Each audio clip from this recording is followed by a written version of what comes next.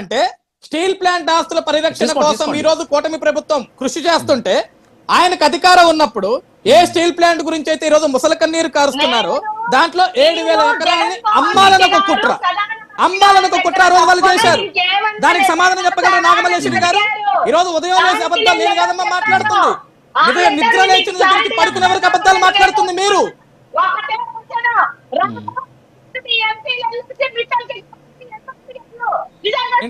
Madam ఒక్క నిమిషం ఆయన మాట్లాడనివ్వండి. ఒక్కటే క్వశ్చన్, ఆ క్వశ్చన్ కి ఆన్సర్ చెప్పు. ఒక్కటే క్వశ్చన్ నీకు. మీ మంత్రులు మీ సెంట్రల్ మినిస్టర్లు అందరూ వెళ్ళి మిట్టల్ కోసం ఎందుకు అడిగారు, విశాఖ స్టీల్ ప్లాంట్ కోసం ఎందుకు అడగలేకపోయారు? అరే ఇప్పుడు ఆంధ్రప్రదేశ్ రాష్ట్రంలో వైజాగ్ స్టీల్ ప్లాంట్ తో పాటు అర్సలర్ మిట్టల్ కూడా ఒక కంపెనీ వస్తుంది. రాష్ట్రానికి స్టీల్ ప్లాంట్ రాకూడదు, ఇంకోటి ప్రైవేట్ వాళ్ళ సమస్య ఇక్కడ పెట్టుకోకూడదా? అంటే రాష్ట్రంలో వైజాగ్ స్టీల్ ప్లాంట్ ఒకటే ఉండాలి, ఇంకొక స్టీల్ ప్లాంట్ పెట్టుకోకూడదమ్మా తల్లి. ఇప్పుడు నిజంగా స్టీల్ ప్లాంట్ కి ఎటువంటి ముడిసరుకు రావటం లేదా? ముడిసరుకు రాకుండానే స్టీల్ ప్లాంట్ లో పనులు జరుగుతున్నాయా? కాదండి, స్టీల్ ప్లాంట్ కి ముడిసరుకు రాకుండానే పనులు జరుగుతున్నాయా?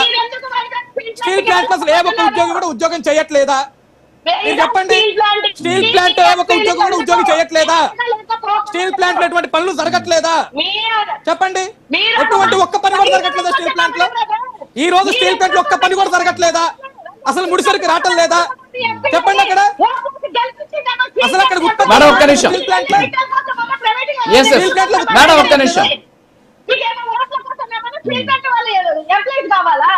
మేడం ఒక్క నిమిషం, మేడం ఒక్క నిమిషం, మేడం ఒక్క నిమిషం, మేడం ఒక్క నిమిషం, ఒక్క నిమిషం, ఒక్క నిమిషం మేడం, మేడం మేడం నేను అడుగుతాను. నేను ఒక్క నిమిషం, ఒక్క నిమిషం మేడం, ఒక్క నిమిషం మేడం, ఒక్క నిమిషం madam. Yes yes madam, madam ఒక్క నిమిషం, ఒక్క నిమిషం. అజయ్ కుమార్ సజ్జా గారు అసలు ఆ డాక్యుమెంట్ మీరు చూపించిన డాక్యుమెంట్ గురించి ఒక 1 మినిట్ మాట్లాడి వారు ఏమంటున్నారంటే మీరు మిట్టల్ కంపెనీ కోసం వెళ్ళారు కానీ స్టీల్ ప్లాంట్ మీద ఏం అడగలేదు అంటున్నారు. మరి స్టీల్ ప్లాంట్కి ఏమన్నా రామ్మోహన్ నాయుడు గారు ఏమైనా చేసిన దానికి ఏమైనా మీ దగ్గర ఎవిడెన్స్ ఉందా లేదా, లేకపోతే ఏంటి అదేదో ఉంటే చూపించండి. వారు మాట్లాడేదానికి ఆన్సర్ మీరు డాక్యుమెంట్ పంపిస్తున్నాను చూడండి సార్. స్టీల్ ప్లాంట్ గురించి అసలు రామ్మోహన్ నాయుడు గారు ఏమీ మాట్లాడలేదు, ఏమీ అడగలేదా అంటే సార్ 17 జనవరి 2025 సార్ పిఐబి ఢిల్లీ ప్రధానమంత్రి శ్రీ నరేంద్ర మోదీ అధ్యక్షతన జరిగిన ఆర్థిక వ్యవహారాల కేబినెట్ కమిటీ సిసిఏ రాష్ట్ర ఇస్మాత్ నిగమ్ లిమిటెడ్ RINL పునరుద్ధరణ ప్రణాళికకు మొత్తం రూపాయలు 11,440 కోట్ల వ్యయంతో ఆమోదం తెలిపింది. ఇందులో రూపాయలు 10,300 కోట్ల ఈక్విటీ మూలధనం మరియు 1,140 కోట్ల వర్కింగ్ క్యాపిటల్ లోన్ గా 7% నాన్ కమ్యులేటివ్ ప్రిఫరెన్స్ షేర్ క్యాపిటల్ ద్వారా RINL కొనసాగించే సంస్థగా ఏ గోయింగ్ కన్సర్న్ ఉంచడానికి వీళ్ళు కల్పించిన రెమిడబుల్ అంశం ఉన్నాయి. RINL అనేది భారత ప్రభుత్వం యొక్క 100% యాజమాన్యంలో ఉక్కు మంత్రిత్వ శాఖ పరిపాలన నియంత్రణలో ఉన్న ఒక స్కెడ్యూల్ CPSC. ఇది ఆంధ్రప్రదేశ్ రాష్ట్రంలో ప్రభుత్వం ఆదిలో ఉన్న ఏకైక తీర ప్రాంత ఉక్కు కర్మాగారం. విశాఖ స్టీల్ ప్లాంట్ VSP ను నిర్వహిస్తుంది.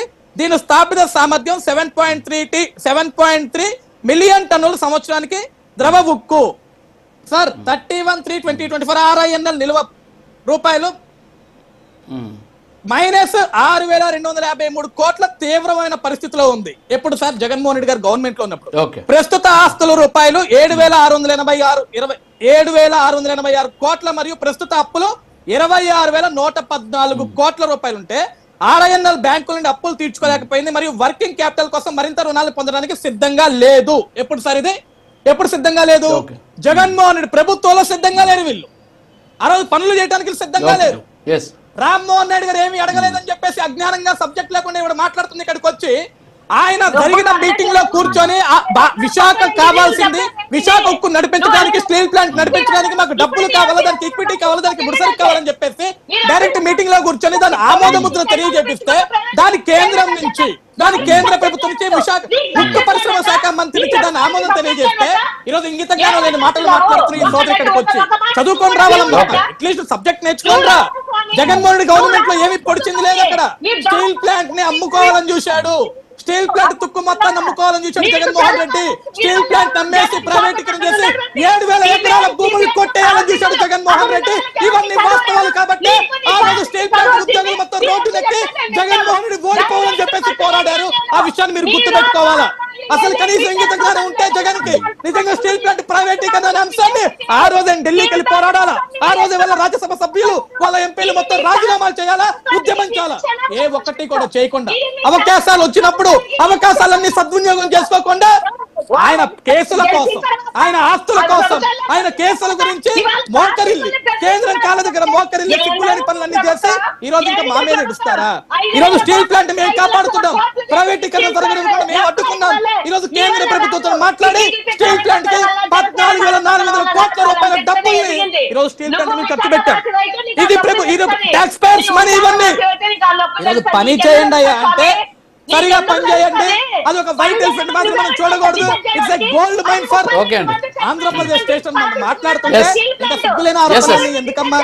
సిగ్గులేని ఆరోపణలు. అజయ్ గారు వస్తా. Yes sir. Okay okay Ajay గారు వస్తారు. అజయ్ గారు వస్తారు. చదువుకో తల్లి, చదువుకోపో, చదువుకోపో అమ్మా, మా తల్లి బంగారం చదువుకోపో. ఏం తెలుసు నీకేం తెలుసు తల్లి? అరవటం తప్ప ఎక్స్ప్రెస్ రైల్ లాగా అరవటం తప్ప నీకేమీ తెలియదు. నీకేం తెలుసు?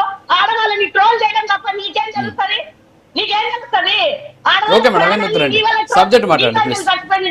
కోసం మళ్ళీ నేను డిబేట్ లో కూర్చొని మాట్లాడడం ఏముంటుంది పెద్ద?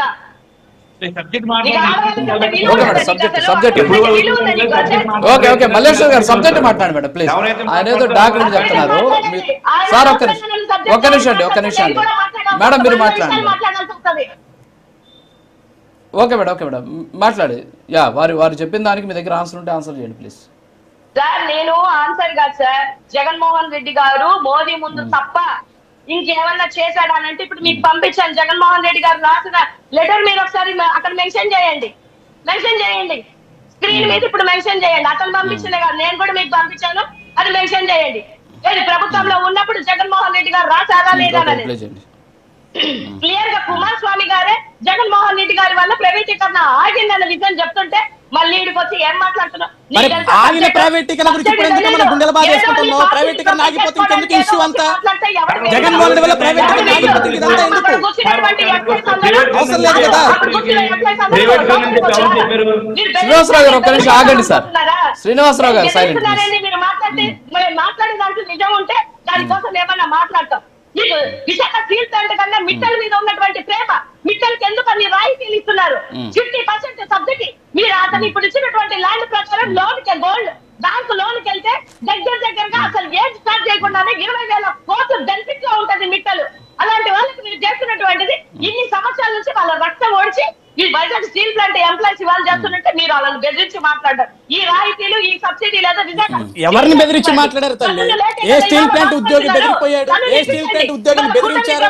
పని చేసుకోండి జాగ్రత్తగా, స్టీల్ ప్లాంట్ మన బాధ్యత అని మాట్లాడటం బెదిరించుతామా? ఏమా బంగారం, స్టీల్ ప్లాంట్ లో ఉద్యోగాలందరినీ పని చేయండి అని అడగటం బెదిరించుతామా? చెప్పండి. స్టీల్ ప్లాంట్ కి రాయండి. ఇప్పుడు ఈ 18 నెలల కాలంలో ఒక్క లెటర్ రాయండి.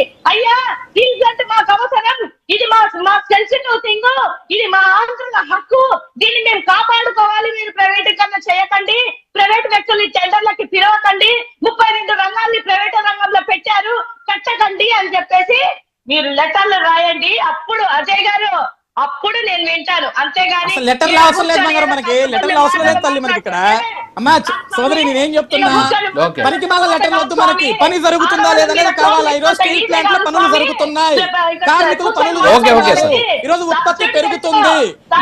ఉత్పత్తి పెరుగుతుంది, స్టీల్ ప్లాంట్ చాలా అద్భుతంగా ముందుకు వెళ్తుంది. మీరు కంగారు పడుతున్నారు అంతే. ఈ రోజు ఇంకా స్టీల్ ప్లాంట్ ఉద్యోగస్తులందరూ రోడ్డు మీద వచ్చి ధర్నాలు చేయాలని చెప్పేసి మీరు కోరుకుంటున్నారు అక్కడ. నిజంగా స్టీల్ బెంగళూరు ప్యాలెస్ లో పడుకొని ప్రతిపక్ష స్థానం కోసం, ప్రతిపక్ష హోదా కోసం అడుగుతుంటాడు కదా, స్టీల్ ప్లాంట్ ప్రైవేటీకరణ చేతులపై పడుకోమని చెప్పండి. అక్కడ లేని ప్రైవేటీకరణ గురించి ప్రైవేటీకరణ ఉంది అని చెప్పేసి ఎట్లా మాట్లాడతారు తల్లి మీరు? నేను